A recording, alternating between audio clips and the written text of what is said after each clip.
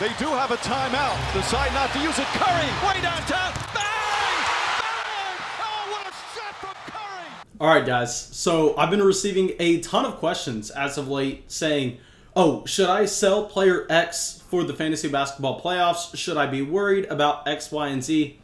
And I figured that I just need to make this video. I need to go through, talk about some of the teams that are not going to be playing as many games as we would like to see, as well as some teams and players that may not be in the situation where they are forced to go out there and try their best every single night.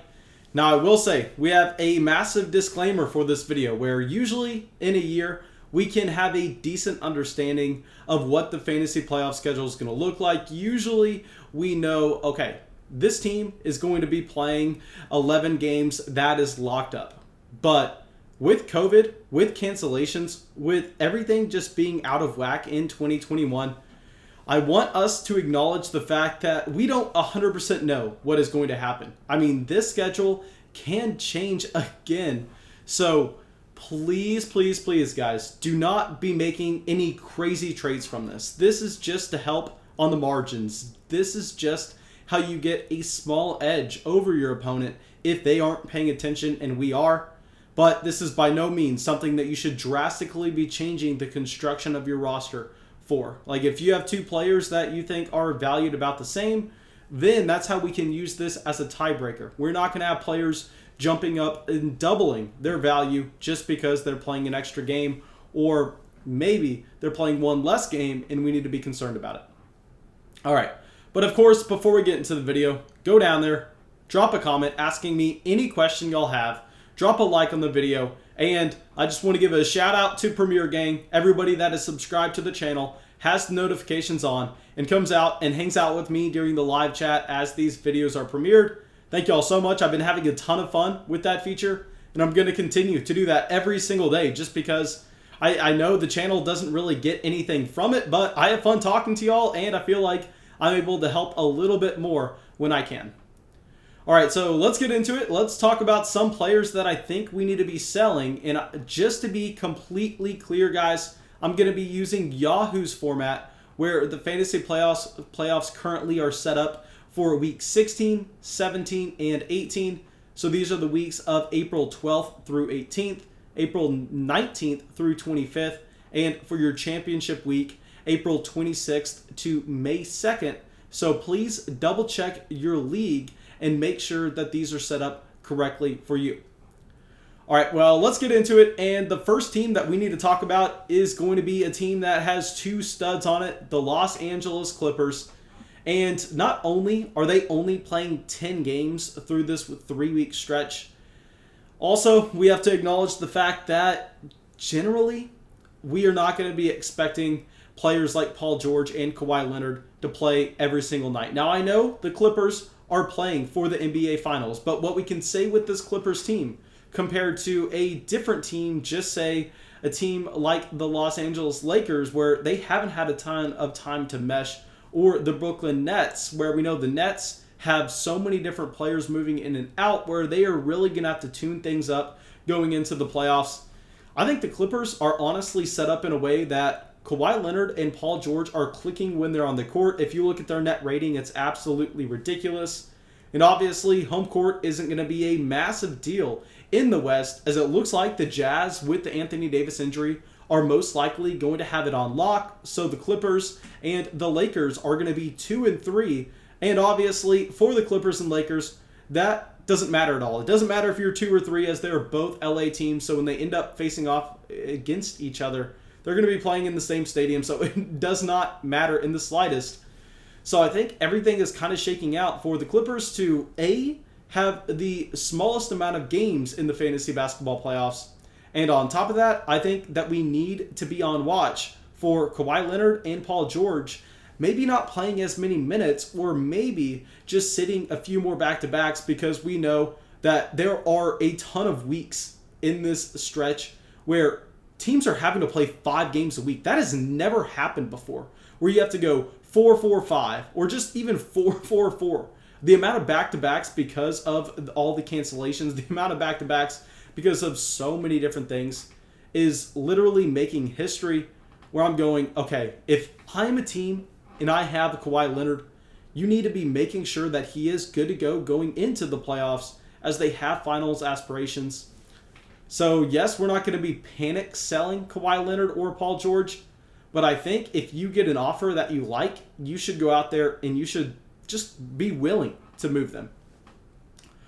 All right, so now our next team that we are going to bring up is going to be on the complete opposite side of the spectrum. Let's talk about the New York Knicks, where right now they are looking like they're going to be on the border for making the basketball playoffs.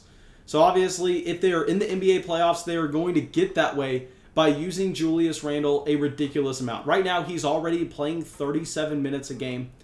I will say we need to be a little bit worried about Randle if the New York Knicks start to slump. If the Knicks come out and they are not able to continue to maintain their spot in the playoffs, if they get knocked down, if they have a fall from grace like the Cleveland Cavaliers did earlier this season, then I think that is a spot where we become worried, because the Knicks, as it stands, are only scheduled to play 10 games, 3 games in the final week, and only 3 games in the semifinal week.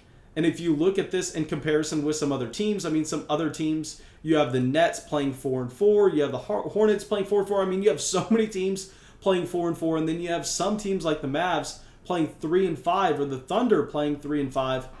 So this is just going to be a significant drop-off. So I'll say, as it stands, we are completely fine with Julius Randle. We are completely fine with RJ Barrett. But if we see the Knicks start to lose games, at that point, I think that's when we get worried. At that point, I think that's when we go, okay, well, you know what? Let's try to sell off some of these assets, because maybe the Knicks look to just make sure that they are not going to get anyone injured and make sure that they just kind of coast to being a lottery team. But like I said, right now, they are in the playoff hunt, so that is not going to be too much of a worry. And regardless, though, they're only playing 10 games. The only other team that's only playing 10 games in this 3-week stretch, outside the Clippers and outside the Knicks, are going to be the Detroit Pistons. We know the Pistons' worst team in the East. So Jeremy Grant right now, I'm going to see what value I can get. I know I made a video a few days ago talking about Jeremy Grant and how I liked him as a high-usage player. Well, what's the incentive? They just gave him that contract. Obviously, this is a team that is going to be trying to just win some ping pong balls. They're not going to be trying to win any games. They need to make sure that they are going to have the best odds at that number 1 overall pick. And not only are they going to decide to start playing Jeremy Grant a little bit less, maybe he has some quote-unquote back soreness that he can't go through and play a few games at the end of the season from. But on top of that, they're only playing 10 games, so I think that's something we need to be worried about. I know another team that a lot of people are worried about sitting their star player is a team like the Washington Wizards, if they fall out of grace and if they are unable to continue this hot stretch. But the Wizards, on the other hand, are playing 12 games in the playoffs, so even if they go out there and they decide to sit Bradley Beal 2 of those games, we know that, well, that's still 10. That's still the most that we would even have Jeremy Grant available to play. So that's how you kind of use these schedules. You go through, do the math, go, okay, what team is going to be looking to sit their star player a few games? What teams can afford to sit their star player a few games with it not hurting us too much in fantasy? And I'll point out one more thing here. The Toronto Raptors, while yes, they play 5 games in your finals week. So assuming you win your first and second, they are the only teams to do this besides the Dallas Mavericks and the Oklahoma City Thunder. But at the same time, they're the only team throughout the entire NBA that, given any of these weeks, they only play 2 games in your semifinals week. And this is something that I talk about all the time in fantasy football, and it frustrates me so much. Everybody just preparing for the finals as if they're already there. No, guys, you need to make sure you get there. If anything, the semifinals week is more important than the finals week. So the Raptors with Pascal Siakam, with Fred VanVleet, and with Kyle Lowry, another team that I think we could be a little bit worried about them going through and not necessarily sitting any of these guys, but I think that if you were relying on maybe 1 or 2 of them on your roster, it's going to put you in a very tough spot for your semifinals week. And let's go through real quick. Let me scan across, see if there's anything else that stands out to us. I know a lot of people are worried about star players like Karl Anthony Towns sitting. And I'll say, yeah, I mean, if I'm Karl Anthony Towns, there's no way in hell that I want to play for the Minnesota Timberwolves, especially with everything that you've had to go through this season.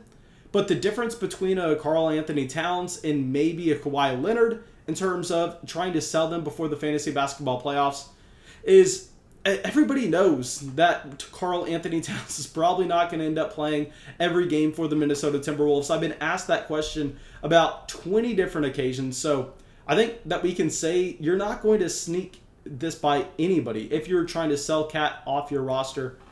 So while it is a worry, I can't even tell you to go out there and try to sell him just because everybody's going to be aware. Everybody's going to know what you were trying to do. So just keep that in mind. And yeah, if you have any other questions, if I'm overlooking anything, please go down there to the comment section below. It's entirely possible that I'm overlooking something. Let me know also if y'all would like to see a buy video of some teams that I think it would be fun to target. If y'all enjoyed this one, of course, go down there, drop a like, leave a comment, subscribe to the channel. It helps us out a ton. And that's it. I will see y'all with the video tomorrow.